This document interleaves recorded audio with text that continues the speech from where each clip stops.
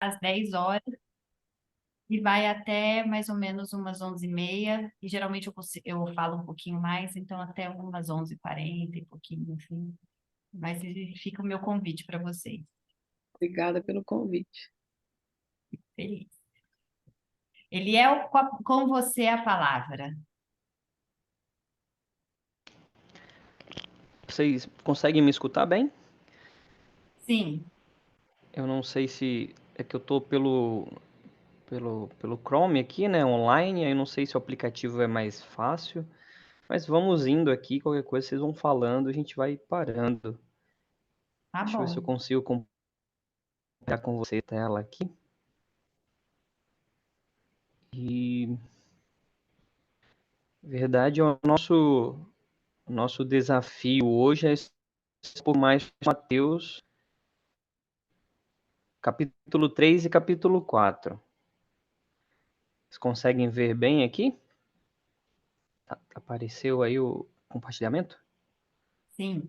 Sim, Eliel, tudo Sim, né? certinho. Ah, então, perfeito. É que quando eu coloco aqui, só aparece o compartilhamento, eu não vejo vocês. Enfim, mas eu vou crer que vocês estão aí como vocês estão.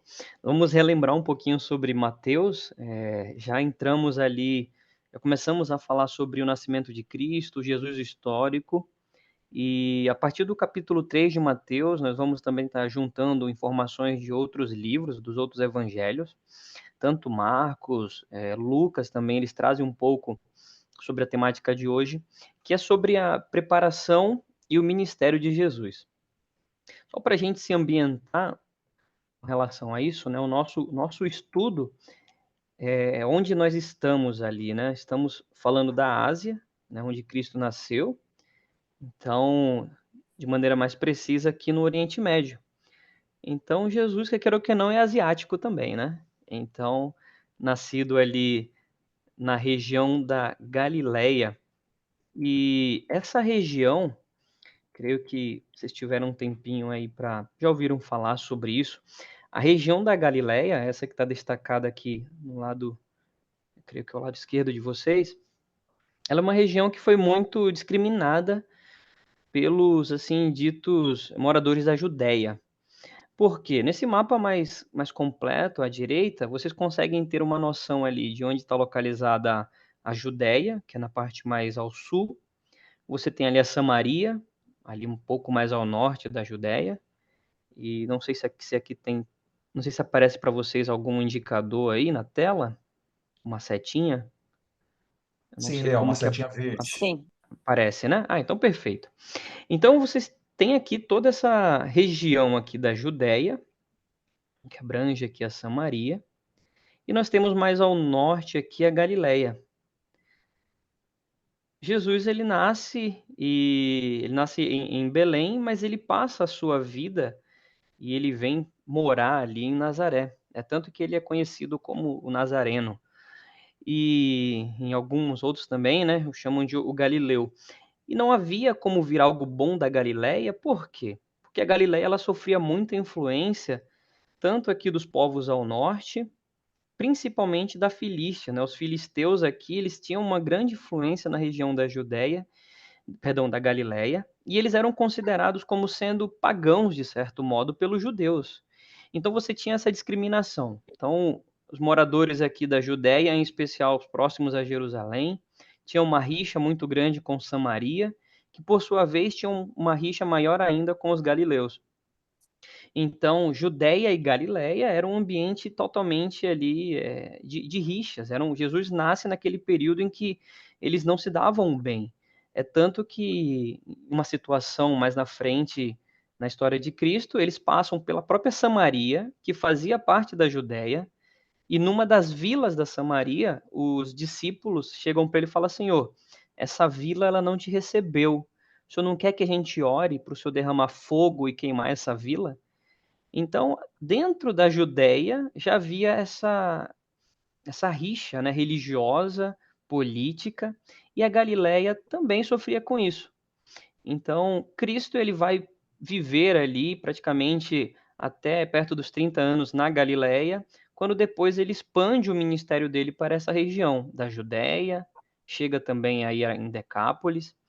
Então isso é para situar geograficamente onde nós estamos ali. Essa é uma retratação da Palestina ali, a data está por volta aqui de 4 antes de Cristo a 30, né? Então você tem uma noção de como era distribuída ali aquela região de onde hoje fica Israel, a Cisjordânia. Naquela época já havia muita divisão, muita rixa política e religiosa também. É tanto que haviam governadores diferentes para cada região, né? Para Galiléia e para a Judéia. Então isso é um pouco do ambiente ali. Aqui vocês podem ver no lado esquerdo Nazaré. A Galileia ela aparece em muitos momentos na Bíblia, né. Você tem aqui Meguido, que volta, é uma palavra que vai aparecer lá no Apocalipse, mas essa região aqui, ela também tem muitas histórias, uma região totalmente muito rica. Aqui nós temos histórias, por exemplo, de Elias, juntamente com os profetas de Baal. Então, é uma região extremamente histórica. Nós temos ali o Mar da Galileia, um lugar que foi muito visitado por Cristo.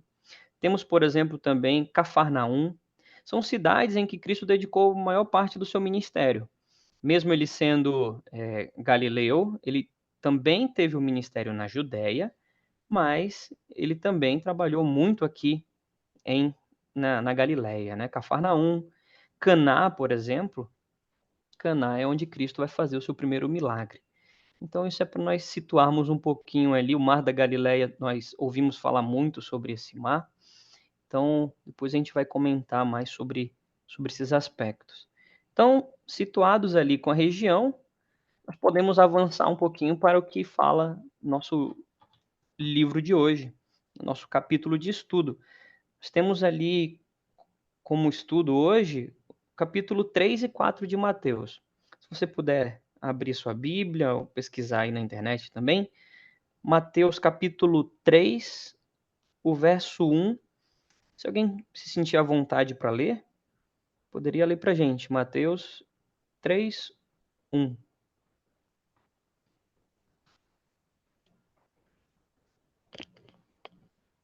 Eu posso ler. Por favor. Posso ler já? Pode sim.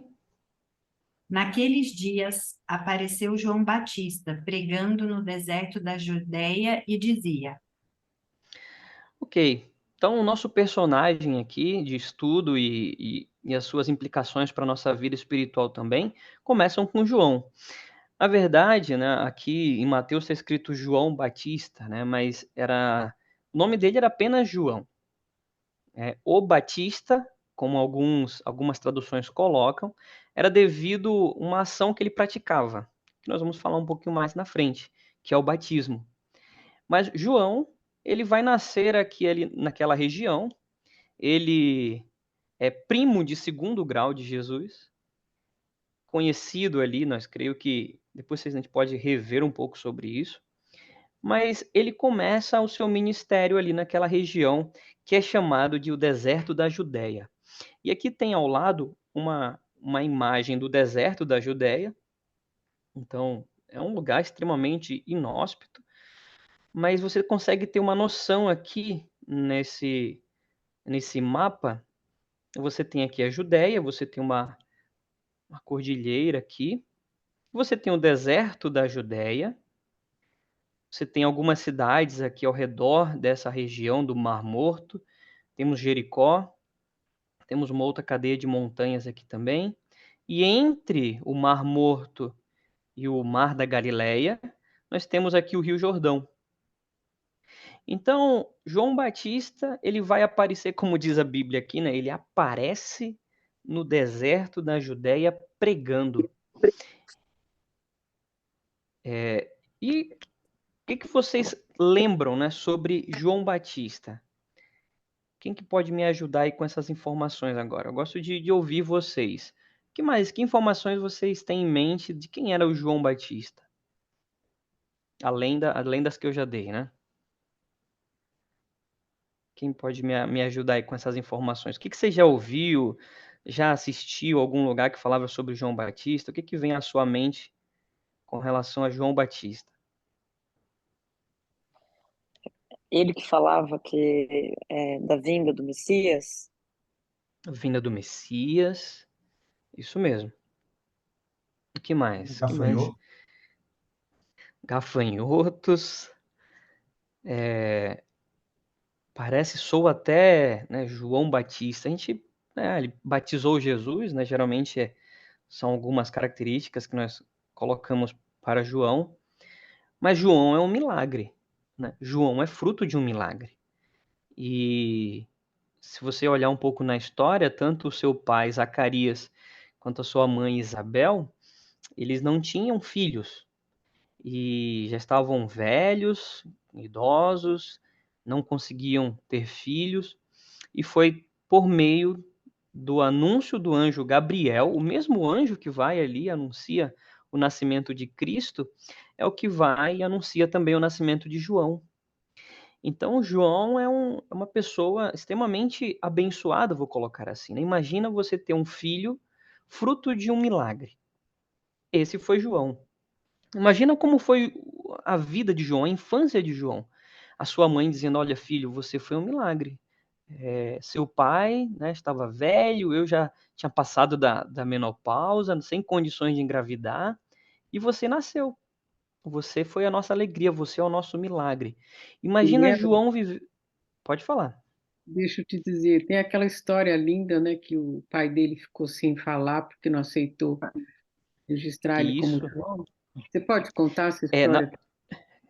posso. Ela tá em Lucas. Se você quiser abrir para acompanhar, mas essa história está em Lucas capítulo 3. Se quiserem acompanhar ela, ela vai falar sobre. Perdão, tá em Lucas capítulo 3, é o que nós vamos ver hoje.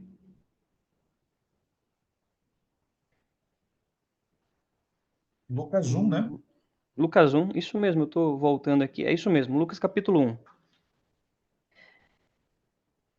Veja que a partir do verso 13, né, ele vai comentar ali que o anjo, a aparição do anjo a João, vai dizer que a sua mulher teria então um filho por nome João, e vai falar sobre a missão de João, né, que João, no verso 17, 1:17, você vê que ele vai adiante do Senhor, isso é Lucas capítulo 1, verso 17, ele vai adiante do Senhor no espírito e poder de Elias. E a característica que ele coloca aqui para converter o coração dos pais aos filhos, para converter os desobedientes à prudência dos justos e habilitar para o Senhor um povo preparado.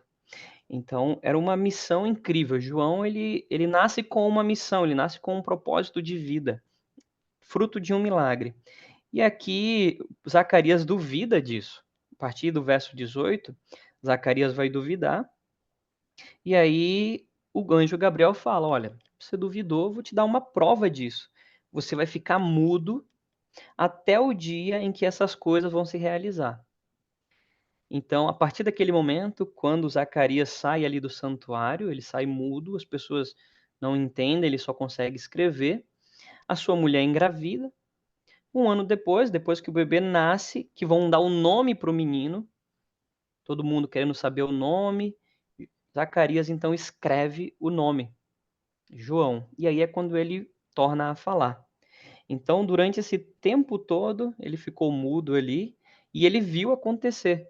É um milagre, não tem como a gente explicar. Imagina a alegria desse pai, a alegria dessa mãe também, a, ao ver esse milagre, né? Ao ver João, que foi esse milagre.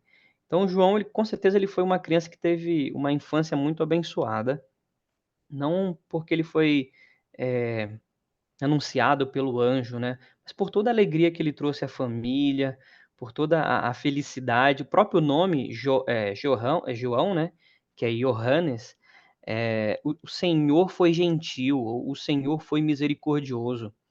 Então, é uma gentileza, né? Uma dádiva que Deus dá àquele casal. E Isabel era prima de Maria. Maria, ela vai, visita Isabel ali no período que Maria também estava grávida, que o anjo anunciou o nascimento de Cristo. Lucas, ele traz esses detalhes. Mateus, ele passa por eles de maneira muito rápida. Mas se você tiver um tempinho para dar uma olhada em Lucas, capítulo 1, capítulo 2 e o capítulo 3, eles vão trazer esses detalhes iniciais ali, de como é que era essa relação de Maria indo visitar Isabel, o nascimento de João, como foi todo esse momento ali antes do nascimento de Cristo. Então eu recomendo, a gente vai estar estudando junto também aqui. Então, Deus foi gentil com Isabel e Zacarias, e nasce João. E João tem uma característica interessante dele. Ele iria preparar um caminho. Ele iria preparar um caminho. Só para nós finalizarmos essa ideia, quando João é mostrado em Mateus, ele já aparece aqui no deserto da Judéia. E a gente pode perceber ali que ele já aparece pregando, né? Ele já chega ali no deserto da Judéia com essa mensagem. E essa mensagem era uma mensagem, como nós vimos aqui em Lucas 1,17, que iria converter os corações. Era uma mensagem que converteria os corações. E eu trouxe aqui mais um texto para nós olharmos, que é o que diz aqui em Lucas 1, aí mesmo em Lucas 1 que nós estamos, lá no final do capítulo. Agora é o pai dele, Zacarias, agradecendo a Deus pela dádiva do filho. Ele está ali, então, fazendo uma oração, uma prece, que soa também como se fosse uma profecia. E no verso 66 e 67, se vocês acompanharam aí na linguagem de vocês, na minha diz assim: Tu, menino, serás chamado profeta do Altíssimo, porque precederás, o Senhor, preparando-lhe os caminhos, para dar ao seu povo conhecimento da salvação, no redimi-lo dos seus pecados. É interessante ele falar em profeta do Altíssimo, porque antes de João, houve um momento ali de silêncio. Depois que o povo volta para Jerusalém, depois que o povo volta do cativeiro da Babilônia, reconstrói Jerusalém, você tem aquela história de Esdra, você tem os profetas menores, e o último deles ali, Zacarias. Zacarias foi o último profeta que depois dele houve como se fosse um período de silêncio. Esse período de silêncio foi um período em que o povo de Israel passou por muitas turbulências, para aproximadamente uns 400, 300 anos, em que o povo sofreu agora tanto com o poderio da Grécia, Medopérsia, Roma assumindo ali o poderio também. E esse período de silêncio é porque você não tem na Bíblia uma descrição do que acontece depois de Zacarias, que é o último, cronologicamente, ele é o último profeta do Antigo Testamento, vou colocar assim, mas você não tem nada até chegar ali em Mateus, você tem um silêncio, você tem um gap ali sem profetas, sem mensagens, e infelizmente nesse período o povo ele acabou se corrompendo, o povo começou a criar leis, começou a criar preceitos e tradições que não eram da vontade de Deus. O povo foi se perdendo ali mais uma vez, imerso na cultura romana, na cultura grega. É tanto que muitos dos pensamentos deles, nós vamos ver mais na frente nos evangelhos, foram moldados pela cultura grega e a cultura romana. Então eles tinham agora um pensamento diferente, já pensavam não como Deus havia pedido para eles, tinha demonstrado por meio dos profetas, por meio do Antigo Testamento, vou colocar assim, mas o povo foi se perdendo mais uma vez. E Deus, em sua misericórdia, ele traz mais um profeta. E esse profeta nós conhecemos como João. Por isso que João, ele recebe em Lucas, aí um pouquinho mais embaixo, Lucas 1:80, vai dizer que João, ele cresceu, se fortaleceu, viveu no deserto, né? Foi viver no deserto, até o dia em que ele havia de se manifestar a Israel. E para João, tanto nos evangelhos quanto em Isaías, nós encontramos uma descrição de quem foi João. E eu quero pedir, por favor, que alguém possa ler para nós Isaías 43. Isaías capítulo 40, o verso 3. Eu posso ler. Pode O sim. 3. Isso. Voz do que clama no deserto, preparai o caminho do Senhor, endireitai no ermo vereda nosso Deus. E em João se cumpre essa profecia, a voz do que clama no deserto. No deserto, porque de fato, literalmente, ele pregava no deserto da Judéia, mas deserto também porque foi um período em que o povo de Israel não teve profeta. Foram aproximadamente 400 anos que o povo de Israel ficou ali sem profeta, sem uma mensagem direta de Deus. O povo poderia agora seguir as ordens de Deus, mas o povo se esquece dessas ordenanças. O povo começa a criar tradições. Por isso que quando nós entrarmos um pouco mais em alguns preceitos e tradições que aparentemente parece que Cristo está indo contra esses preceitos da época, na verdade é porque o povo cria esses preceitos, criaram tradições para poder assim tornar a lei de Deus mais pesada, mais obrigações, enquanto a lei de Deus seria uma lei de liberdade, acabou virando um peso para aquele povo. Então não bastava o povo ser escravo, eles eram escravos ali do Império Romano. Além de serem escravos também no Império Romano, eles também tinham peso ali, uma escravidão, vou colocar assim, religiosa. Mesmo sendo o povo de Deus, mesmo sendo aquele povo que Deus havia escolhido e guiado no deserto, agora esse povo vivia num deserto espiritual. E João, ele é esse profeta que vai clamar do deserto para também, né, levar as pessoas que têm um deserto na sua vida, né, vou colocar nesse termo, a sair desse deserto. Então, as palavras de João são como água para aquelas pessoas, porque as pessoas iam sedentas a João. E é o que nós vamos ver. Antes de eu falar do estilo de vida dele aqui, vamos voltar lá em Mateus, que lá em Mateus, capítulo 3,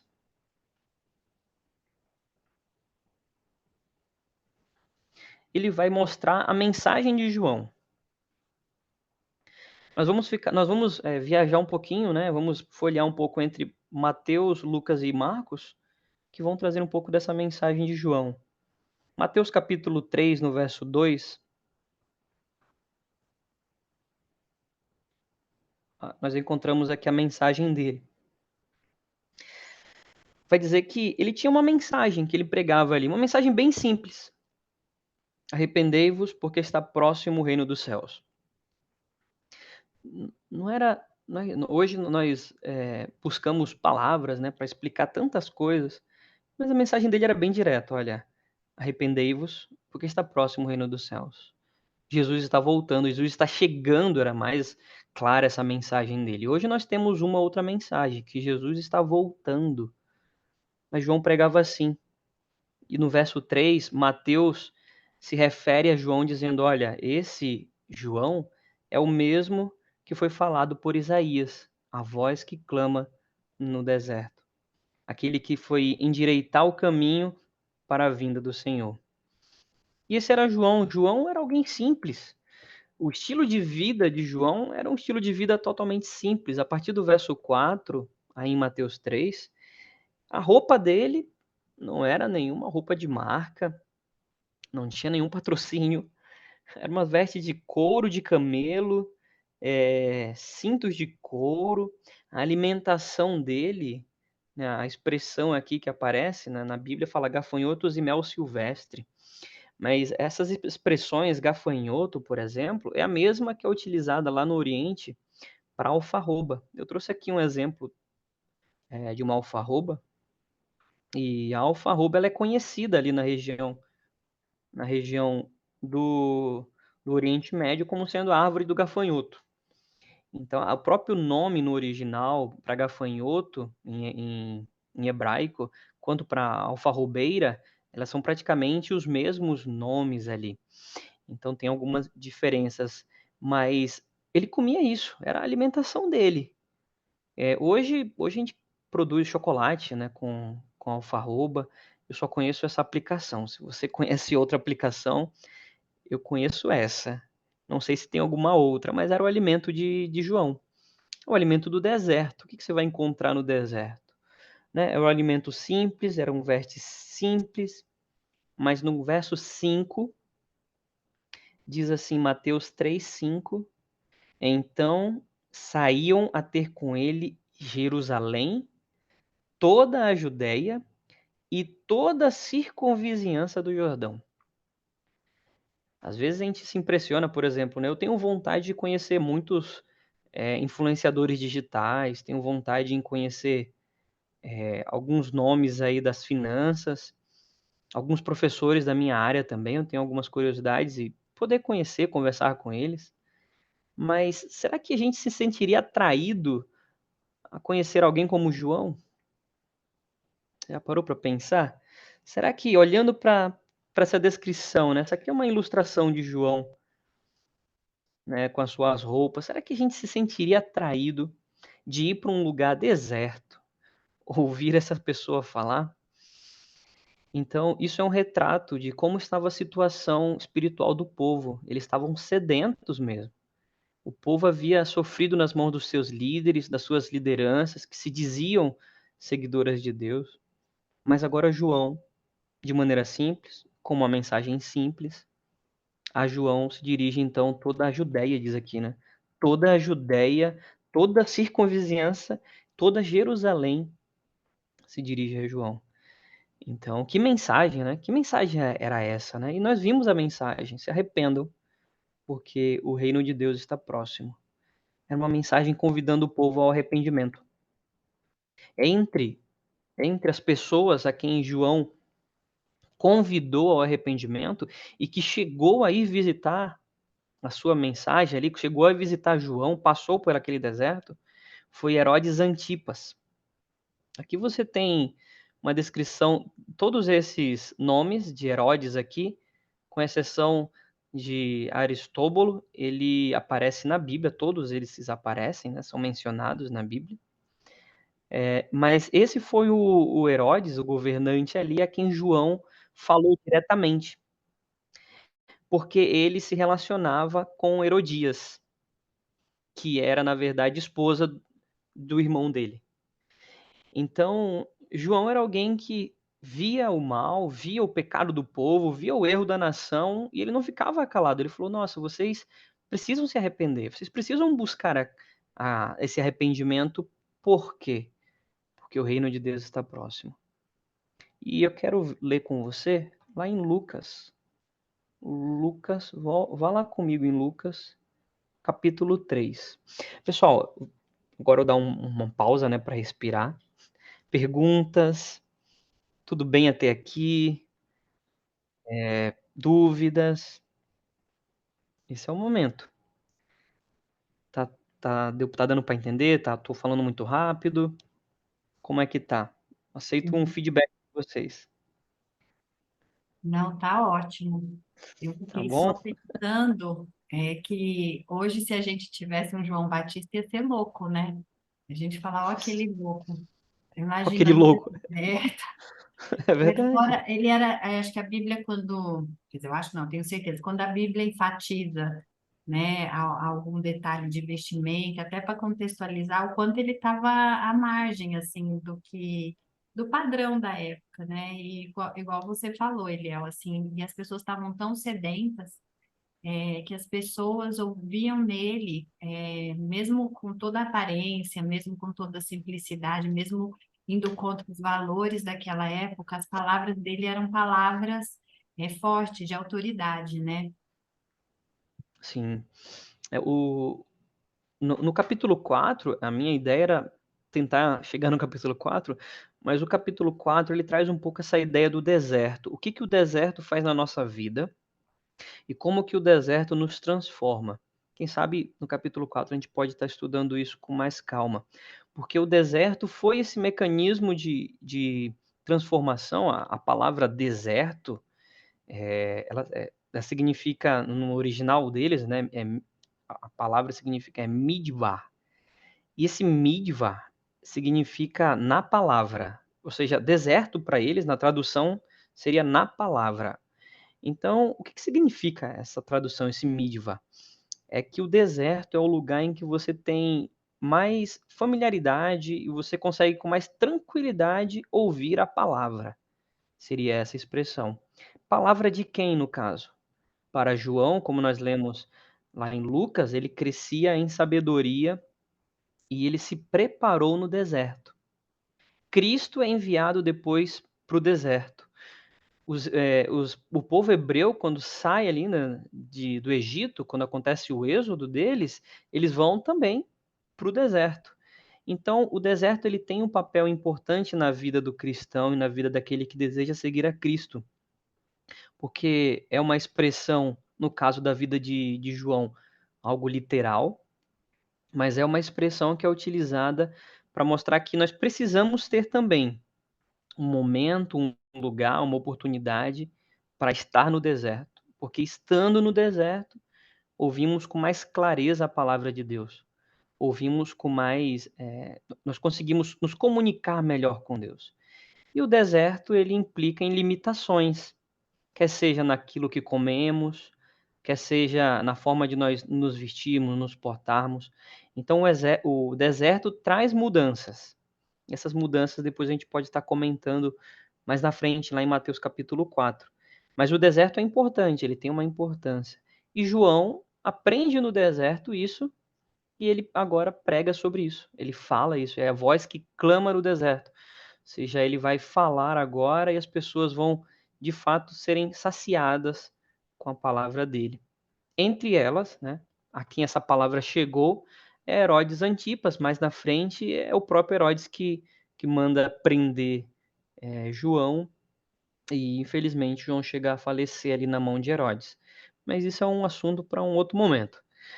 Por hora, vamos continuando aqui em Mateus 3, para nós, antes de nós entrarmos aqui, tem uma expressão interessante que João fazia, né? Mateus 3 vai dizer que as pessoas iam até João, vinham ali da Judéia, vinham de Jerusalém, vinham de regiões ali próximas do Jordão, iam até João e no verso 6, lá em Mateus 3:6, diz que eles eram batizados no Rio Jordão, confessando os seus pecados. Eu conheço algumas pessoas que tiveram o privilégio, né, de serem batizadas no Rio Jordão. Mas daí é que surge a expressão João Batista. Daí é que vem também, né, a expressão e o nome da igreja que nós conhecemos hoje como a Igreja Batista. Porque a expressão batista, né, o baptismo, ela representa o que João fazia ali. Então é por isso que ele é chamado João o Batista, porque ele batizava. E falando sobre batismo, é um momento que eu quero ter com vocês aqui, nesses minutos finais, para a gente falar um pouquinho sobre isso, né? Sobre o batismo, o que é o batismo, a importância do batismo e como é que funciona essa ideia de batismo. E Efésios, eu coloquei aqui um verso de Efésios, capítulo 4, verso 5.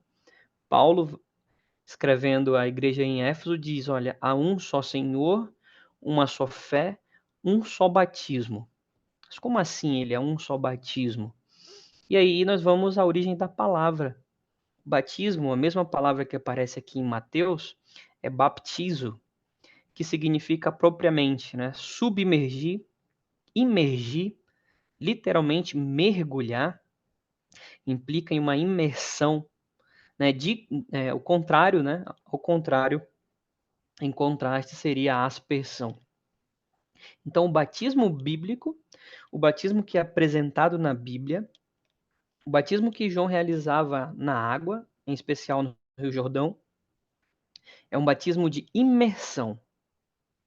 E aqui nós já conseguimos olhar um pouco o ambiente religioso e conseguimos extrair algumas características dele. Bom, se existe um só batismo, a Bíblia nos descreve que esse batismo tem uma primeira característica. É um batismo de imersão. Você tem que ser imerso na água, você tem que mergulhar, vou colocar assim, na água. Então, João, ele fazia isso, ele mergulhava, né, ele batizava as pessoas no Jordão. Então, o batismo tem essa característica, a primeira dela, tem que ser algo que vai te submergir. Você não pode ser por aspersão.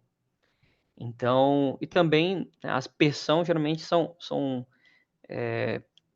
poucas gotículas de água ali, né? Você talvez pode pegar ali uma garrafa, um balde, jogar na cabeça, isso também não é válido. De acordo com a Bíblia, existe um só batismo, e esse batismo é um batismo por imersão. Você precisa ser imerso nas águas. E aí nós vamos falar um pouquinho mais sobre essas características do batismo. Tudo bem? Preparem as perguntas aí para a gente comentar sobre elas também. E falando um pouco sobre o batismo, existem alguns aspectos do batismo que nós encontramos na Bíblia.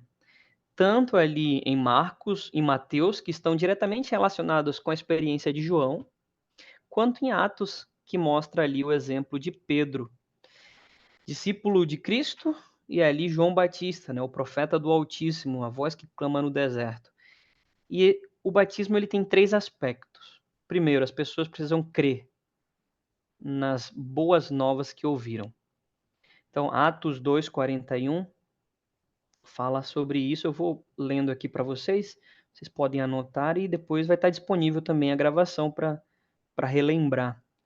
Atos 2:41 diz assim: Então os que lhe aceitaram a palavra foram batizados, né, o baptizo, né, imersos, havendo um acréscimo de 3.000 quase naquele dia.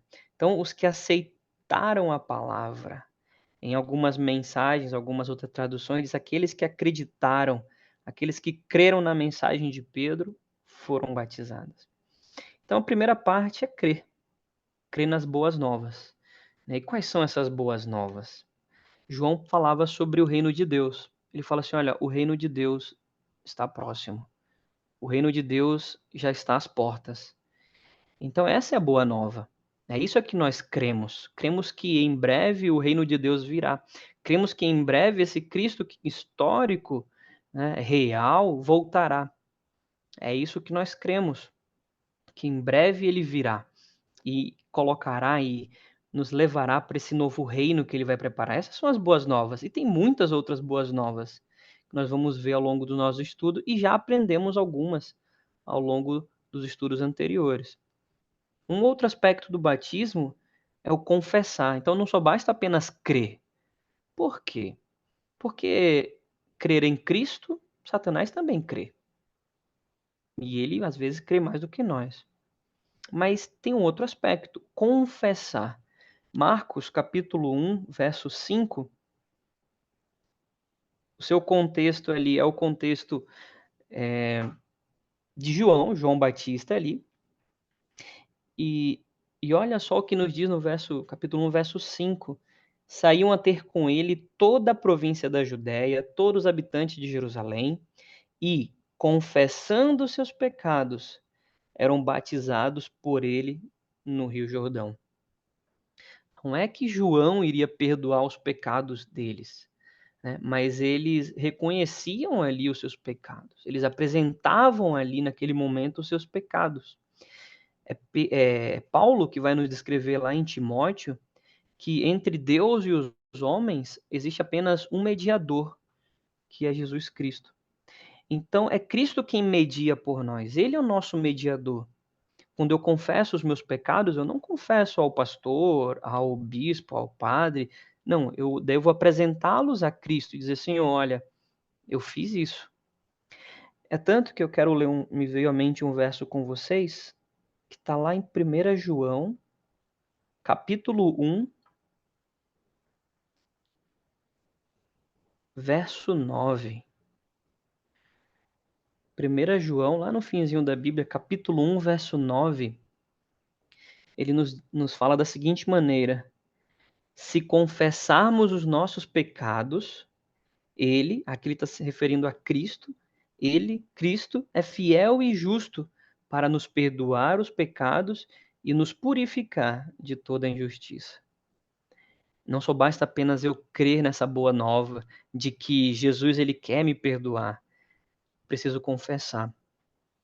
E eu preciso, de maneira pessoal com ele, dizer, Senhor, olha, aconteceu isso. Eu falei isso, eu fiz isso, eu pensei naquilo. Senhor, eu queria ter feito isso, eu fiz aquilo. É uma conversa com ele.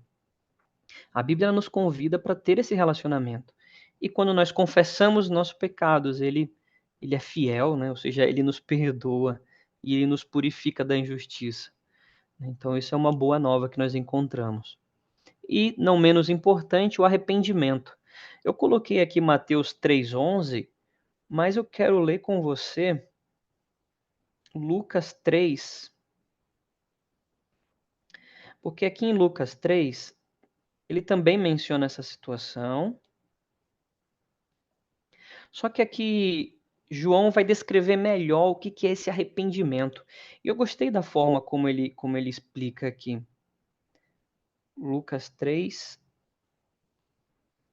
a partir do verso 12, até um pouco antes ali. A partir do verso 10, as multidões que iam até o Jordão, depois de ouvir a mensagem de João, né? Olha, se arrependa que o reino de Deus está perto. Ele falou assim, tá bom, eu aceito. E agora? O que eu devo fazer? Confessar os pecados e esse arrependimento, né? Era o resultado desse, né? O que acontecia agora com essas pessoas? E João vai descrever isso pra gente. Ele vai dizer, olha, para aqueles que têm 2 roupas, né? Reparte uma. Quem tiver comida, faz o mesmo. Aquele que roubou, né? Devolva. Quem cobrou, ali no verso 3, né? Não cobre mais do que a lei manda. Para os soldados, ele fala assim, olha, não tomem dinheiro de ninguém à força, e nem por meio de falsas acusações.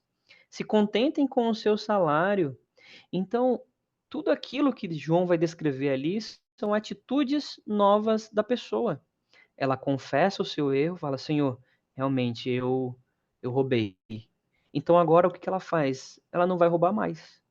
É difícil, é uma jornada, é uma caminhada. Então o crente, ele decide agora falar, Senhor, eu não quero mais apenas crer, eu quero agora demonstrar isso. Então o batismo é essa demonstração pública de que essa pessoa agora ela quer ter uma vida diferente. E aqui em Lucas 3, João dá esses exemplos. Olha, soldado, pare de tirar o dinheiro à força, né? Faça o que é justo. Você que é cobrador de imposto, aí, cobre apenas o que a lei pede. Ah, você que tem 2 roupas, você que tem comida a mais, você que tem como ajudar, ajude. Então há uma mudança de vida quando você crê nas boas novas, confessa os pecados e decide agora andar de maneira diferente, que é o aspecto do arrependimento. E isso é uma jornada, né? Isso é um caminho que nós estamos percorrendo juntos. E tranquilo até aqui, eu tenho acho que mais 3 slides aqui, a gente já termina. Eu estou falando muito, tá tudo muito caladinho assim. Eu entendo que tá tudo certo, ou que tem muitas dúvidas. Mas Deixa eu pegar um gancho. Eu Já que você posso. deu a abertura, deixa eu pegar um gancho. Ah, vai lá, pode, Silvana. Pode ir, pode. Silvana. Não, pode Vai lá. falar, desculpa. Ah, rapidinho, rapidinho. O arrependimento, né? O Eliel trouxe um exemplo bem real do que é isso, né? Lendo que o próprio João falou para as pessoas. Arrependimento é mudança de direção, né? Esse é o conceito. Eu andava para cá, agora eu conheci, criei, confessei os meus pecados, entendi que o caminho correto da vida é para lá. E aí gera essas transformações. O publicano que cobrava além do que era devido, então deixe de cobrar o que era além do que é devido. O soldado não maltrate a ninguém, né? Não faça denúncia falsa, que era a prática. Então, esse é o conceito do arrependimento. Às vezes fica muito etéreo, né? A gente não sabe exatamente o que é isso. Mas essa mudança de direção motivada pelo conhecimento da nossa condição, né? O Espírito Santo que provoca, que produz isso no nosso coração. Só esse ponto, Eliel. Foi muito jóia o seu É exemplo. verdade. Eu queria só aproveitar e perguntar se não falta uma coisinha nessa. Você falou sobre o batismo, que é a reparação. Isso não entra? Entra no arrependimento. Você quando vê a história é, de Zaqueu, quando Jesus vai à casa de Zaqueu, Zaqueu ele diz assim: olha, hoje, Senhor, se eu roubei, eu vou devolver 4 vezes mais e eu vou repartir os meus bens com o próximo. Então, o arrependimento é esse momento aí de reparação, né? É o momento que você também precisa reparar. Se você vai em Levíticos, o livro de Levítico fala muito sobre essa ideia de reparação, porque de fato foi cometido uma injustiça e essa injustiça precisa ser reparada. Perante Deus, nós confessamos nossos pecados e Ele nos perdoa. Mas na nossa esfera humana, que é tão importante quanto a esfera, nosso relacionamento com Deus, precisa também haver essa reparação. Mateus capítulo 6, ele vai falar sobre isso. Eu não sei se você está falando desse tipo de reparação. Reparação no sentido de relacionamentos, é isso? É esse Fechado, aspecto, Sil. Silvana? Tá fechado. Eu tô muda, Aí, desculpa. aí. É, Não, o que eu quis dizer é o seguinte, como você fala, se eu me arrependo, e Uhum. como o Fábio falou, eu mudo, né? Eu modifico minhas atitudes, é, eu preciso reparar algumas coisas também, né? Então, aí que entra aquela ideia. Essa reparação pessoal, sim. Se você ouviu essa mensagem, creu nessa mensagem, você precisa sim se adequar a ela. Ok, agora eu comia isso, não vou mais comer. É como se fosse uma consulta médica, né? Você foi ao médico, fez o seu exame, verificou ali que de fato você precisa de ajuda. No meu caso, eu fui recentemente ao endocrinologista, ele falou: olha, você está com pré-diabetes e está com triglicerídeo alto. Você tem que reparar isso. Você não precisa de remédios, você precisa de uma mudança de vida, precisa se alimentar melhor, fazer exercícios. Então, sim, você vai a Cristo, Cristo é o nosso médico, ele nos mostra então onde nós precisamos mudar, melhorar, e nós passamos por isso. Só que o que acontece é que as pessoas, às vezes, elas querem melhorar tudo para então dizer, agora sim eu quero ser batizado. Às vezes a pessoa vai ter um problema na vida dela que ela vai passar a vida toda lutando com aquele problema. Tem vícios que a pessoa às vezes não consegue abandonar. Eu conheço muitas pessoas dependentes químicos que eles se batizaram na igreja e lutam, lutam, lutam, mas em algum momento dessa luta ele acaba caindo de novo, tendo uma crise de uma recaída ali. E aí? Né? São perguntas que às vezes a gente tem também com relação a isso. Mas a jornada é essa. Não é que eu vou melhorar minha vida, pronto, agora eu sou perfeito e agora sim eu vou ser batizado. Não. As pessoas ali que foram batizadas por João, muitas delas foram as mesmas que gritaram para crucificar Cristo no futuro.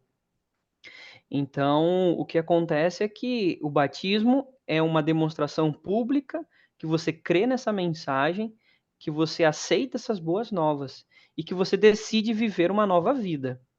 Essa nova vida, como toda nossa experiência, tem altos e baixos.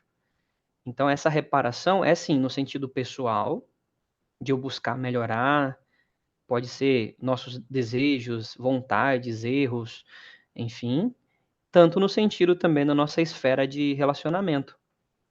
É, A oração que. Pode falar, pode falar. desculpa. Eu achei que você estava terminando ali. Só acrescentar aí para ficar bem claro, a questão do arrependimento, ele envolve uma questão instantânea. Então, eu me arrependi agora, neste momento. Ele envolve uma disposição à reparação. Agora, essa reparação já é um processo, tá? Então, esse é um processo, às vezes, não é possível você reparar alguma coisa, você não chega a conseguir reparar isso. Mas o arrependimento, ele envolve a sua disposição à reparação. Agora, ele é um instante, ele é instantâneo. Naquele momento, você se arrependeu. A partir daí, você tem essa disposição, você vai buscar fazer uma reparação, né? Mas não é algo instantâneo, é um processo. É um processo. O exemplo que eu ia dar é de Mateus 6, né, que Jesus fala na oração do Pai Nosso: perdoa os nossos pecados, as nossas dívidas, assim como nós perdoamos os nossos devedores. Então é um momento de reparação. Deus nos perdoa, mas a nossa luta agora, esse processo é o quê? Eu perdoar os outros. Eu aprender a perdoar. Mas o batismo em si, ele é uma demonstração pública de que você crê nessas boas novas, de que você aceita essa mensagem e decide agora viver essas boas novas, viver nesse evangelho. Eu trouxe aqui à frente um verso que eu quero, me permitam ler na íntegra. Eu trouxe de uma paráfrase bíblica chamada A Mensagem. É uma paráfrase que é feita e ela é baseada eu trouxe aqui de Romanos 6, de 1 a 5. Eu coloquei aqui na íntegra para que você possa entender um pouco mais de como que é essa ideia do batismo, né? Como que é viver nessa nova vida. Fala aqui quando a morte se torna vida. O que fazer então? Continuar pecando para que Deus continue perdoando? É claro que não. Se já deixamos o país onde o pecado é soberano, como poderemos ainda viver na velha casa que tínhamos lá? Ou vocês não perceberam que abandonamos aquilo tudo para sempre? É o que acontece no batismo. Ao entrar na água, deixamos para trás o velho país do pecado. Quando saímos da água, entramos no novo país, o da graça. Uma nova vida, uma nova terra. É isso que o batismo nessa vida em Jesus significa. Quando somos mergulhados na água, é como o sepultamento de Jesus. E quando somos levantados da água, é como a ressurreição de Jesus. Erguemo-nos para um mundo cheio da luz do nosso Pai. E assim podemos ver por onde estamos indo, no novo país da graça soberana. Isso está na Bíblia, a mensagem, Romanos 6, de 1 a 5, que fala sobre essa ideia da morte para a vida. O batismo é isso, quando você é mergulhado, é imerso, você morre, né? É uma morte para a vida antiga. E você vive agora, você ao sair da água tem uma nova vida.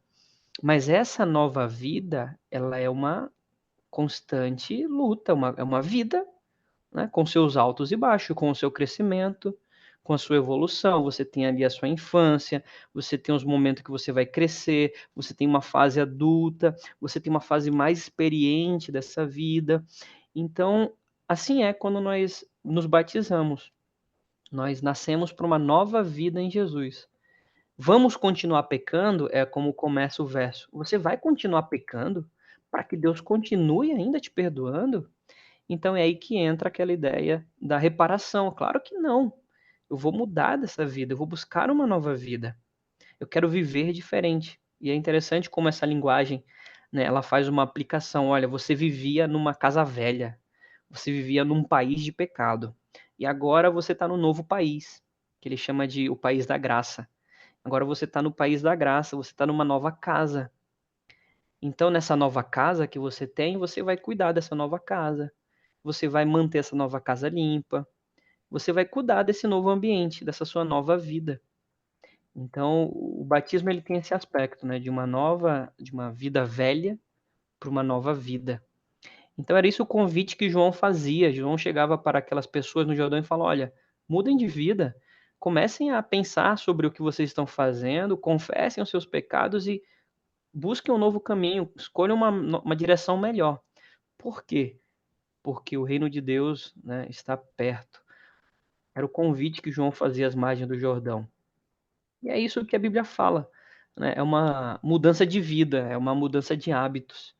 E é um convite. Aqui tem alguns versos, pelo nosso tempo a gente não vai ler todos, mas eles falam sobre essa nova mudança, essa nova disposição. Então eu tenho agora uma nova disposição, uma mudança de vida. Eu acho que pelo tempo eu tenho um slide ali, mas pode deixar para um outro momento, não sei. Você tem Que é o tempo, finalzinho. Gabriel? Eu tenho tempo, tem certeza? Tem, a gente consegue chegar ali próximo até às 9, fica tranquilo. É que Pode os ir, minutos Gabriel. finais eram para as perguntas, né? Era para Não, esse pode, debate pode aqui. ir. Você tem tempo. Olha, eu vou só ler 2 versos então para a gente finalizar. Que está lá em Mateus 13, aí mesmo no que nós estamos estudando, que são os 2 últimos versos. Nós encontramos ali Jesus indo se batizar. Jesus não precisava crer, não precisava confessar os pecados, nem se arrepender. Esse também pode ser um estudo para um outro momento. Só que lá no verso 15, quando Jesus aparece a João e fala: olha, me batize, João fala: olha, eu não sou digno nem de segurar as tuas sandálias, por que você quer que eu te batize? João sabia quem estava na presença dele ali. E ali no verso 15, Jesus responde assim: deixa por enquanto, porque assim nos convém cumprir toda a justiça. Então Jesus, ele se batizou como um exemplo para a gente.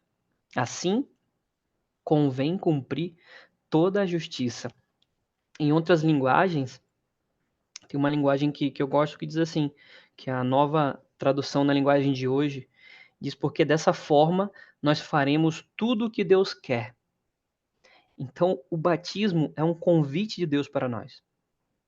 Deus, entre tantos convites que ele nos faz, um deles é o batismo. É o que Deus quer para nós. Então, é um convite de Deus que sejamos batizados. No verso, lá em Marcos, capítulo 16. Marcos, capítulo 16, no verso 16. Jesus, ele reforça essa ideia. Agora é o próprio Cristo falando para a gente. Né? Entre os convites que Deus nos faz, Deus nos convida ao batismo. E ele diz ali, o próprio Cristo, em Marcos 16, 16. Quem crer e for batizado será salvo. E ele continua, quem porém não crer será condenado. Então, o primeiro convite, né, que ele nos faz é crer. Creio nessas boas novas, eu confesso, eu busco essa mudança de rumo, esse arrependimento, e agora eu sou batizado. O próprio Cristo diz, quem crê e for batizado será salvo. Então, é um convite que ele nos faz, né? É um convite de salvação. E essa nova vida é uma vida que nós vamos ter agora juntamente com ele. Dia após dia, nós vamos juntos crescer nessa vida. Vamos aprender, né? Como crianças, vamos tomar o leitinho ali no início da nossa vida. Depois a gente vai começar com um alimento mais sólido e assim a gente vai se desenvolvendo espiritualmente também. E um dos convites que nós encontramos em Mateus 3 é esse, de ser batizado. Então João, ele traz essa mensagem, e essa mensagem é uma mensagem que passa por todos os anos e chega até nós. É um convite que ele nos faz, uma mudança de hábitos, uma mudança de vida, uma mudança de pensamento guiada por Deus. Então, Mateus 3 termina ali com Cristo sendo batizado, seguindo ali a vontade de Deus, e ao sair das águas, quando Jesus sai da água, né, ou seja, ele foi imerso por João, ele sai das águas, os céus se abrem, o Espírito de Deus aparece na forma de pomba, vindo sobre ele, e uma voz do céu diz: esse é o meu filho amado, em quem me comprazo. Então, quando nós somos batizados, nós podemos fazer aqui uma inferência, né? Podemos dizer que Cristo também olha para nós como filhos amados. Nós somos amados. Deus amou o mundo de tal maneira, diz ali João 3,16. Nós somos filhos amados por ele. E Cristo também, quando nós somos batizados, ele fala: olha, esse é meu filho amado, em quem eu tenho alegria, né? Em quem eu tenho muita alegria. Então, possamos pensar sobre esse momento, né? Sobre esse convite que Deus nos faz, que é o convite do batismo. E em um outro momento nós podemos estudar sobre o batismo de fogo, que é o batismo que Jesus faria.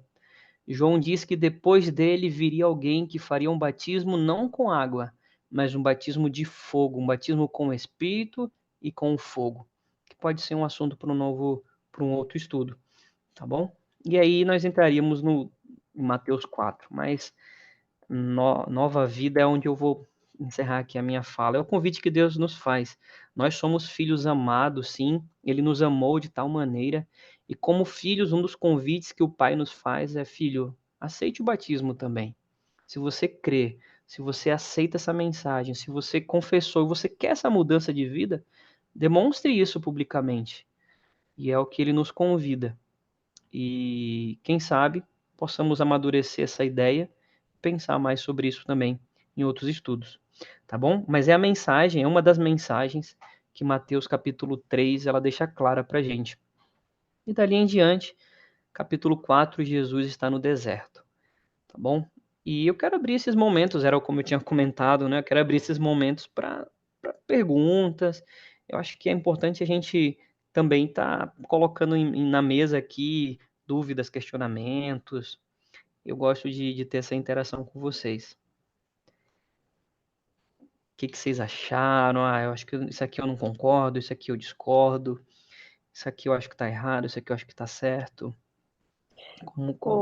Eliel, eu passo hoje uma situação que eu fui batizada na Igreja Católica, né? Bebê. E hoje eu faço parte desse grupo de estudo, né? Um grupo de oração orientado pela Cá. E eu tive nesses últimos 2 anos em várias igrejas, né? Porque eu queria trazer minhas filhas, né? Para estarem frequentando, para estar ouvindo a palavra, que fosse de uma maneira mais leve. E a que eu achei foi uma igreja que eu estou frequentando hoje, só que eu ainda não sinto dentro de mim que eu quero ser batizada lá. Não estou preparada. Então fica essa dúvida. Então, se eu não for batizada, e aí? Eu, sei lá, eu todos os dias eu busco, tirando, né, além da crença, o arrependimento, tudo isso faz alguma diferença se eu ainda não estou preparada e não achei. Porque eu dependo de alguém para me batizar. Sim, É essa muito é uma difícil isso. é muito interessante essa pergunta. Bom, o batismo é uma demonstração pública que você crê nas mensagens que são apresentadas ali, né? As pessoas que iam até João criam naquilo, que o reino de Deus estava próximo, criam nas crenças que eram apresentadas por ele e demonstravam isso publicamente. Então, a Bíblia nos convida a ter um batismo por imersão. Esse é o batismo bíblico. É um batismo por imersão. Então você tem que ser imersa nas águas. É como a Bíblia apresenta, um só batismo. Agora, a pergunta que você faz, né? Onde me batizar? Eu creio que seria essa a pergunta, né? Me batizo? Não batizo? Aí você deve levar em consideração também aspectos. Será que a Bíblia ela apresenta um lugar específico para você se batizar? Será que a Bíblia apresenta, olha, essa aqui é uma igreja que você deveria se batizar? Ou será que Deus ele escolheu algum lugar, uma denominação para dizer, olha, você deve se batizar aqui? São perguntas que você deve fazer para chegar a entender isso. Será que é aqui? Será que de acordo com a palavra de Deus é aqui que eu devo ser batizada ou não? Eu creio que eu só deixei mais interrogações. Eu não respondi a sua Não, pergunta. por exemplo, se uma pessoa especial e me batizar por imersão, Você foi batizada por imersão. Ok. então se eu escolher uma pessoa especial para fazer esse batismo para mim, não precisa ser. Aí é aquela pergunta, né? Cada igreja, cada denominação, aqui a gente já entra em aspectos administrativos, né? Porque, quem sabe, você pode ser batizado no Jordão. Em algumas igrejas, denominações, eles têm ali a escolha de um representante, um líder religioso que faz isso. Geralmente é um líder religioso. Quando nós vamos em Mateus capítulo 28, ali no finalzinho do capítulo, Jesus vai dizer que os discípulos eram dotados desse poder, né? Que eles pregariam às pessoas e eles batizariam, então. Na igreja adventista, por exemplo, nós somos membros da igreja, né? Nós não somos pastores nessa igreja. Então, nós não batizamos. Isso é um arranjo administrativo. Tá? A igreja adventista tem uma resolução referente a isso, né? Nós temos um manual sobre isso. Mas pode ser que em algum futuro, em algum momento, sim, nós venhamos a batizar. Só que dentro da questão administrativa da igreja, nós não o fazemos. Então, essa questão de você escolher alguém para que essa pessoa lhe batize, bom, se essa pessoa, de acordo com a igreja que você está frequentando, se adequa ao arranjo administrativo, então tudo bem. Por exemplo, né, eu não posso pedir para o Rodolfo, né, me batizar. Eu posso até pedir, né? Eu posso pedir, Rodolfo, me batiza. Né? Dentro do É, arranjo da igreja administrativa, dentro a da igreja questão, adventista, né? Eu não a poderia. questão sobre o batismo é que é Eu já uma, ia pedir para a Karine já. é, a questão sobre o batismo é que ele é um ato público. O batismo é justamente uma demonstração, um testemunho público. Então, precisa ser alguma coisa oficial, ou seja, precisa ser alguma coisa pública, tá? Não é uma cerimônia para você, tá? É uma cerimônia que é para ser pública. Então, esse é um detalhe que você precisa levar em consideração na hora de pensar acerca do batismo também. Por isso que as denominações, cada uma tem a sua liturgia para isso, porque é para tornar isso um ato oficial, um ato público, tá? Agora, tem muita gente também que tem aquele assim, né? Eu me converti, eu antes pensava diferente, agora transformei o meu pensamento, eu fazia coisas erradas, me arrependi, e agora é urgente ser batizado para estar salvo. Esse urgente depende muito do que você o que está passando pela sua cabeça. Pode ser que você esteja no momento que realmente seja urgente para você isso. Mas se Não, ao contrário, para mim eu não tenho essa urgência. Mas então, conforme a gente tome sua estuda a decisão Bíblia, com calma, Roberto. Então, tome sua decisão com calma. então tá bom. O importante é assim, você está andando na direção correta. Então Se tá, você essa era não a está dúvida, sentindo Rodolfo, você respondeu. Era, exatamente, era sobre quanto tempo, né? a questão da salvação é andar na direção correta. E em um Sim. determinado momento, no seu tempo, você vai chegar nessa decisão do batismo. Tá? Olha, eu já penso diferente do Rodolfo. Por quê, É, né? É porque eu já, você já conclui, só para eu falar aqui, Rodolfo, é pode que a falar, pode ideia falar. do tempo, né? Porque, por Uhum. exemplo, teve uma. Né, podem acontecer situações adversas, que foi no caso da pandemia. Né? Então, quem sabe a decisão, às vezes a gente tem uma decisão já fixada, temos a decisão em mente, e às vezes a gente fala assim, eu vou esperar mais um pouquinho, mais um pouquinho. Esse tempo às vezes pode nunca chegar, ou podem acontecer fatalidades. Né? A gente tem essa iminência do tempo, a gente não tem um dia de amanhã para sempre contar com ele, apesar de a gente sempre contar com o dia de amanhã. Né? Mas eu conheci muita gente da minha igreja que na pandemia veio a falecer. Então, tipo, tem a história, né, lá em Atos, que o eunuco foi evangelizado por Filipe e ele falou assim, cara, eu creio nisso, eu creio nessa mensagem. O que que falta para eu ser batizado? E Filipe falou, se a gente encontrar água, você é batizado. E eles encontraram e o eunuco foi batizado. Eu acho que Filipe nunca mais viu aquela pessoa. Né? Então, eu também tenho, eu luto contra essas duas ideias, né? Essa que o Rodolfo falou, perdão, essa que o Rodolfo tinha comentado, né? Sobre pensar com calma, de fato, eu concordo com isso, mas será que não seria hoje já o momento de decidir? Então eu também tenho eu apresento É, esses dois caminhos para a pessoa. Ô, Eliel, e a minha pergunta é o seguinte: essas pessoas que faleceram no Covid, você acha que vai acontecer o que com elas? Porque elas não tiveram tempo para serem batizadas. olha, aí é um ponto Essa é a muito dúvida. importante. Foi boa essa pergunta. Na Bíblia nós temos lá, todo que crer e for batizado será salvo, mas não diz que quem não for batizado não será salvo. E um exemplo muito importante é a questão do ladrão lá na cruz. O ladrão na cruz foi salvo. E ele não tinha conhecimento teológico quase nenhum. Ele teve um conhecimento. Então, o importante é o seguinte: o batismo é uma decisão madura. Você tem que ter, quando você está se batizando, como é um ato público e tudo mais, um ato de oficialização, você está dando um atestado de que você concorda com todo aquele pacote doutrinário que está por trás daquele testemunho que você está dando. E, nesse sentido, é uma coisa de responsabilidade, sim. Tá? Agora, a questão da salvação não exige necessariamente o batismo. Tá? Se você realmente não tem certeza ainda, não fechou um pacote doutrinário em que você acredita ainda, você não tem certeza da onde eu digo que você pode ter calma, porque não quer dizer que você está perdido. É a questão daquele ladrão da cruz. Moisés não foi batizado. Muita gente não foi batizado até Muita gente não foi batizado, Olha, não é, olha, não?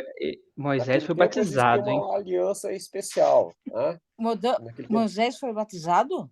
Foi batizado. Lá em primeiro Moisés? Não é Moisés. anterior a Jesus? João 1 Batista. Coríntios, Então, 1 Coríntios capítulo 10 vai falar sobre o batismo de Moisés e do povo ali. Lá diz Abraão foi que. batizado também? Ai, não, Abraão não. não. Mas Moisés foi. Ó, 1 Coríntios Estava 10, lendo. 1 Coríntios 10, 1 e 2, fala assim: Ora, irmãos, não quero que ignoreis que nossos pais estiveram todos sobre a nuvem, e todos passaram pelo mar, tendo sido todos batizados, assim na nuvem como no mar, com respeito a Moisés. Então, Vou pegar eles... esse gancho. É. Pode É pegar. exatamente Vai lá, isso. Fábio. Na verdade, ao longo, lembra das alianças que a gente estudou? O que é o batismo? É aquele símbolo da aliança de Jesus para frente. Então, na verdade, aqui, né, a gente, né, tá falando batizado aqui, né, olhando lá no original, tem todas essas questões, mas não vamos entrar nisso. Mas as pessoas que viveram antes, elas tinham aliança com Deus expressa por meio de uma demonstração pública. Vamos pegar lá a aliança com Abraão, a circuncisão, né? Essa era a demonstração pública ali de que eu aceito a Jesus. Agora, pós-Jesus, qual é a demonstração pública de que eu aceito a Jesus? É o batismo. E aí, pegando o gancho da Roberta também, qual é esse momento, né? O Rodolfo e o Eliel ficaram aí nos dois caminhos. Eu vou ficar no terceiro. E assim, qual é essa urgência? Quando que eu percebo, né, tentando ajudar a Roberta, qual é esse momento? Lembra do primeiro pilar que o Eliel colocou? Crer. O que é crer? Crer em Jesus, conhecer Jesus. E aí, se a gente tem vários textos na Bíblia que mostram o que é crer em Jesus, o que é conhecer Jesus. É agir como ele agia, né? É fazer o que ele fazia, é crer como ele cria. Então, eu preciso descobrir como Jesus cria, como Jesus agia aqui.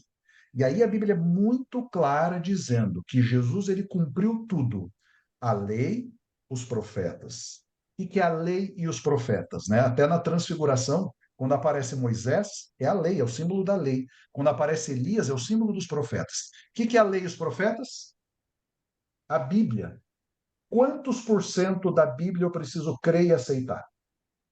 A gente vai ver no próximo estudo, ou no outro, né? Quando a gente entrar em Mateus 6. Quanto da Bíblia? O que Jesus diz lá? Né? Toda a Bíblia. Jesus cumpriu, eu vim para cumprir toda a Bíblia. Nenhum J, nenhum tio. J aqui é uma tradução do português, né? Mas é aqueles símbolos que tem lá no hebraico original. Nada do que está ali pode ser mudado. E a gente vai ver, o Goliel deu um belo gancho para quem for falar ali do Sermão da Montanha, que é Mateus 6.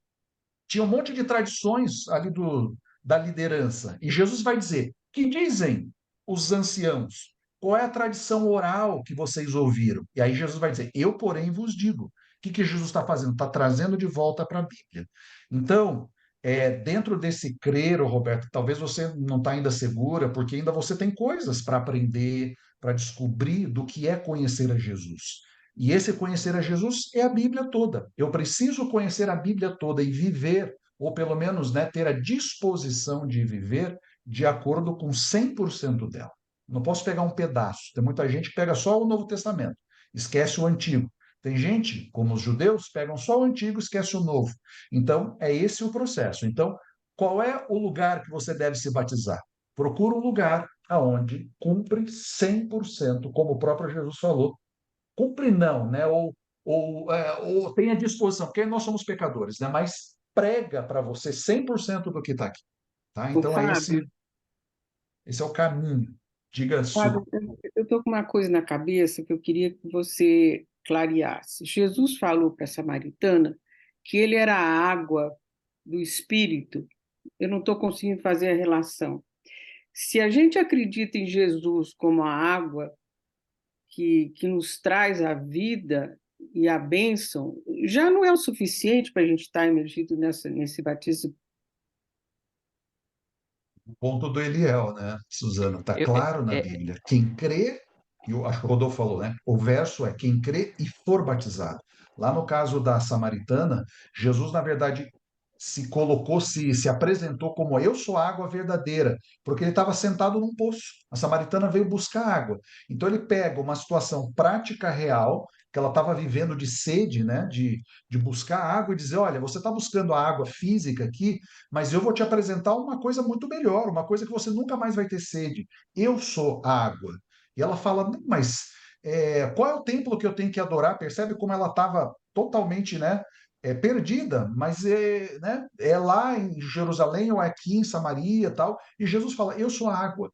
Aí no sentido não do batismo, mas no sentido de ele como o supridor das necessidades todas dela. Né? No sentido de, olha, não se preocupe, eu supro suas necessidades. Creia em mim. E foi o que ela fez, né? Ela vai e conta para toda a cidade ali que ela conheceu Jesus e Jesus passa vários dias ali batizando não, né? Mas falando para várias pessoas, curando várias pessoas e apresentando a verdade. Então, ali é uma linguagem figurada para Jesus, como para ela descansar em Jesus. Ô, E eu Fábio, não Ô, posso Fábio, acrescentar? sabe... Desculpa. Suzana, até acrescentando nessa resposta. Por exemplo, né, se você pegar aqui os ameríndios, que não tiveram acesso à Bíblia, nunca ouviram falar sobre batismo, né? Você pega ali os aborígenes da Oceania, muitos povos da África também, nunca ouviram falar sobre batismo. O que é batismo, né? Como assim? Só que aí a Bíblia ela faz um convite para a gente. Ele vai dizer que nós somos apresentados diante de Deus com base na luz que nós recebemos. Vai dizer, lá em Provérbios tem um verso que eu gosto, 4:18, que diz assim, que a vereda dos justos é como a luz da aurora, que vai brilhando mais e mais até ser dia perfeito. Ou seja, para eles essa mensagem não chegou sobre batismo, eles nunca ouviram falar sobre quem é Cristo. E nem por isso eles não serão salvos, né? A Bíblia tem versos que comprovam isso, que eles serão salvos sim, porque Deus ele atua no mundo de maneira especial. Ele veio lá, porque Deus amou o mundo de tal maneira, foi todos. Então Jesus tem trabalhado, Deus trabalhou nessas pessoas. Só que hoje que nós temos acesso à Bíblia, né, uma vantagem muito boa é que nós conseguimos olhar para a Bíblia, olhar para as Escrituras, encontrar a luz e essa luz vai iluminando o nosso caminho. E na medida que eu vou aprendendo, vou conhecendo, eu vou tomando decisões acerca desse conhecimento. É um exemplo, né, uma analogia. Né? Quando nós descobrimos que tínhamos que usar máscara no Covid, nós começamos a fazer isso, entendendo o perigo que era essa contaminação. Então, na medida que a gente descobre algo, a gente vai buscando agora tomar, né, ter resoluções a respeito daquilo. Então, a Bíblia é do mesmo jeito. Nós vamos aprendendo, essa luz vem a nós e vamos escolhendo agora.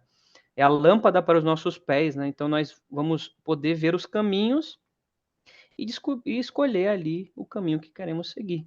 Então, a Bíblia ela faz esse convite para a gente. Então, tem um conceito muito interessante na teologia, e que a gente vai passar bastante por isso ainda nos nossos estudos aí em algum momento, que é o conceito de verdade presente. Existe alguma coisa que em determinado momento acaba sendo mais importante você conhecer do que o restante. Hoje nós temos uma mensagem muito importante aí que é do arrependimento através de Jesus. Isso é a principal coisa que a gente precisa conhecer é isso, tá? E logo que os apóstolos ali foram enviados, tal que Jesus deixou o nosso mundo, quando ia se batizar alguém, era muito simples a pergunta, o que eles exigiam para batizar. Você aceita Jesus como seu Salvador? Era isso, era essa a pergunta. Tá? Atualmente, a gente está num nível que a gente conhece muito, a gente tem acesso a bastante conhecimento. E isso vale acerca de Cristo também. E aí, cada denominação coloca aí doutrinas diferentes, né? Mais ou menos doutrinas, e isso pode realmente causar uma confusão aí e deixar você ficar receoso de tomar alguma decisão e onde tomar essa decisão. E nesse momento é importante você olhar a Bíblia como um todo, como que você conhece da Bíblia, e ver se o mais importante você já assimilou e se já tem algum lugar que você pode tomar essa decisão acerca disso. Tá? A partir do Ô, momento que você está aceitando a salvação em Cristo Jesus, eu diria que você já está pronto para uma decisão. Tá? E agora, claro, você pode ainda não ter aceitado 100% aquela mensagem. Então, tome seu tempo, analise isso. Mas a partir do ô, momento que você... Rodolfo, Sim, diga, Roberta. na verdade, eu concordo, assim, plenamente com você. O problema é, para eu ser batizada, eu tenho que estar dentro daquela igreja específica, seguir todas as regras, todo. Não é só o crer, o aceitar, ou me doar, ou, você entendeu? Uhum. Lá atrás, tá bom. eu já aceitei tudo isso, posso ser batizada? Pode. Hoje eu tenho uma burocracia gigantesca. Essa, essa é a realidade. Essa é a É realidade. verdade. Então eu não posso me batizar ainda, porque se eu tô aqui com vocês, que eu amo estar com vocês, só que eu tô em outra por causa das minhas filhas, então eu não posso ser batizada. E tem que seguir assim, É. entendeu? Então, olha, sua decisão, primeiro de tudo, ela é bem uma decisão que deve ser bem pessoal. As outras pessoas não devem influenciar na sua decisão aí, então deve ser uma decisão sua mesmo. Então, assim, eu não vou escolher me batizar lá na igreja das minhas filhas, que as minhas filhas escolheram para elas frequentarem, porque é a igreja delas, que elas estão indo e tal. Essa é uma decisão que deve ser sua, uma decisão que é pessoal mesmo. Isso daí coloca um pouquinho mais de pressão aí entre família e tudo mais. Por outro lado, a gente realmente está numa situação atualmente que eu diria que é uma situação muito cômoda, religiosamente muito cômoda, e isso acaba colocando esses processos burocráticos aí que entram em conflito com a nossa vida, às vezes a gente vai empurrando as coisas, né? Parece que em tempos de crise a gente tem uma facilidade melhor para tomar uma decisão assim. A gente não tem tantas opções, não tem tantas burocracias, não tem tantas regras com as quais a gente tem que se preocupar nesse momento. Então, realmente, eu entendo a sua situação, Roberta, e eu acho que fica complicado, às vezes, a gente tomar uma decisão no contexto que a gente está hoje em dia, tá?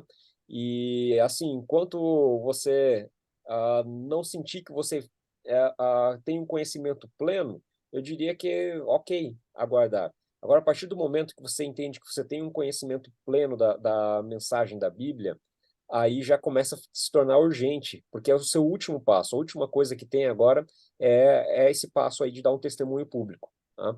E a gente tem ali a ordenança na Bíblia bem clara pelo batismo, tá? E mais específico, né, pelo batismo por imersão. Então, uma coisa é você ter já sido batizada por imersão em alguma igreja e você descobrir coisas novas e querer ir para uma outra denominação porque você está concordando com outro pacote doutrinário. Aí não necessariamente requer um novo batismo, embora na igreja adventista nós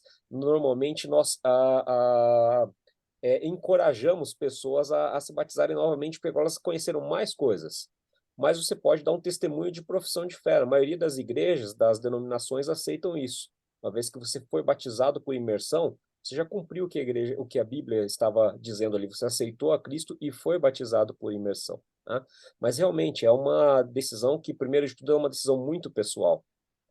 E depois eu entendo bem essa situação que nós temos hoje, aí, várias burocracias, várias coisas com que você acaba tendo que se enquadrar, que envolvem outras pessoas com quem você convive, que envolvem diversas denominações e tudo mais. Não sei se eu estou ajudando, estou atrapalhando, eu vou parar de falar. Mas só um ponto da burocracia, né, Rodolfo? Assim, na verdade, você está se unindo a uma comunidade. E aquela Exatamente. comunidade, ela tem um procedimento, um estilo de vida. Então É. fica muito complicado, né, se a pessoa simplesmente se batiza, mas não professa, não crê naquilo. Por isso tem que ser uma coisa consciente. Por isso que, né, a recomendação é não batizar a criança, para que a criança exerça a sua liberdade de escolha. Eu vi muito, né, Karine, também com as crianças. Eles viveram aquele momento de estudar, de entender, de conhecer a verdade, né, revelada na Bíblia. Não, eu quero seguir, e é muito, né, quem tem filho sabe disso, é muito sincero essa decisão deles, né? Não é porque a gente impôs, não, a gente deixa. Chega um momento que o Espírito Santo toca na vida juvenil, e aí eles tomam a decisão por eles e vivem, né? Você não precisa ficar falando, ó, faz isso, faz aquilo, não. Eles vivem porque eles entenderam que, né, é isso que pede, que a Bíblia pede, e assim, é um caminho, né? É isso aí. Perguntas, pessoal? Esse é o momento. Temos o Fábio, o Tô com Rodolfo muitos. aí. Não, O o Fábio e o Eliel. Rodolfo aí que estão assessorando. Vou só assessorar as perguntas aqui. Eu gosto de olhar para a ideia do batismo, né? Quando você aceita, né, para participar de uma comunidade religiosa, é como você querer praticar um novo esporte, né? Não que religião seja um esporte, mas vamos supor que eu comecei a escalar com o Rodolfo.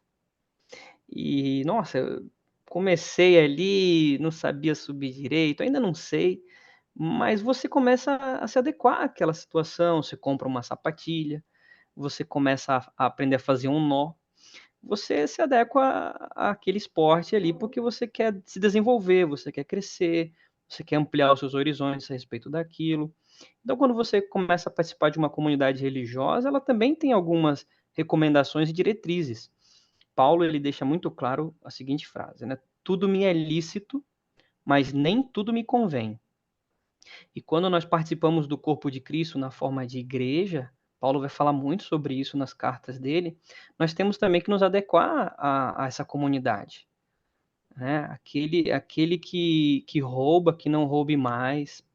Paulo vai falar sobre isso. Né? Aquele que, que não está trabalhando, que está dependendo dos outros para tudo, não quer trabalhar, que trabalhe. Se você trabalhar, você vai comer. Então, você entra vários aspectos, a questão de dízimos e ofertas, a questão de costumes e práticas. Então, é um convite, né, que o Rodolfo ele deixou muito claro ali, né, de analisar, de compreender, é uma decisão pessoal, não pode ser uma decisão motivada por quem sabe porque meu pai é, minha mãe é, eu vou ser também. Não, né, é uma decisão pessoal e guiada por Deus, né, Deus, nós somos filhos amados por ele. Então, ele vai nos guiar nessas decisões também. É só perguntar, Senhor, me mostra aí, Pai, qual é o caminho que o Senhor quer? É para me batizar? Não é para me batizar? Né? Ore, peça a Deus isso e Deus vai mostrar. Deus, ele nos responde. E é isso. Tudo bem? Eu não sei como finaliza, né? Sabe aquele que... E Não, eu agora? vou agora já intervir aqui. Eu acho que a gente A já Karine passou. me ajuda com isso. Eu sou a parte do começo e do fim. O alfa e o ômega aí. Eu sou o alfa e o ômega do grupo. Agradeço muito, foi maravilhoso. Acho que esse formato que a gente está tendo está muito legal de fazer mais dinâmico. A gente, como vocês perceberam, a gente encurtou mais os temas, a gente está trabalhando temas mais pontuais e mais dinâmicos. E eu gostei muito, foi muito bom. Ele é uma bênção que você está aqui, que Deus continue te iluminando, que capacidade, até para guardar onde está todo. Eu sei mais ou menos assim, tem um versículo da Bíblia, ele fala em 2 Coríntios, eu fico com uma inveja santa de gente assim. Mas é muito bom, é um assunto enriquecedor essa questão do batismo. Agradeço muito que você falou, tocou nesse assunto tão lindo, tão maravilhoso e que a gente pode retomar várias vezes aqui também no nosso estudo. E acho que para finalizar, vou pedir ou para o Fábio ou para o Rodolfo. Rodolfo, você faz uma oração para a gente? Posso fazer, sim. Então tá bom. Oremos. Querido Deus, muito obrigado por essa oportunidade que tivemos de mais uma vez nos reunirmos e estudarmos acerca da sua palavra. Muito obrigado pelos novos conhecimentos, pelas opiniões que ouvimos e que podemos considerar acerca da vida cristã. Abençoe cada um de nós em todas as decisões que temos para tomar. Ajude-nos, Senhor, sempre a conseguirmos distinguir o caminho da verdade e abençoe também nossos amigos, nossos familiares, para que nós não deixemos diferenças que tenhamos nos impedirem de seguir uma vida ao seu lado. Abençoe todos os pedidos que estão nos corações de cada um de nós. Abençoe também as necessidades, as dificuldades que temos em nossas vidas profissionais, na nossa saúde, na nossa vida financeira e tudo aquilo que nos preocupa que pode nos afastar em algum momento do seu caminho. Senhor, nós pedimos também que aceite os nossos agradecimentos e que nos permita termos experiências boas ao seu lado e que possamos nos reunir novamente num próximo estudo e termos experiências cada vez mais próximas de Ti. Cuide de cada um de nós até o nosso próximo encontro. Em nome e por amor de Jesus. Amém. Amém. Obrigada, gente. Amém. Muito Obrigada. bom. Boa noite, gente. Fica com Boa noite. Deus. Muito obrigado. Boa noite. Boa noite. Tchau, pessoal. Até a próxima.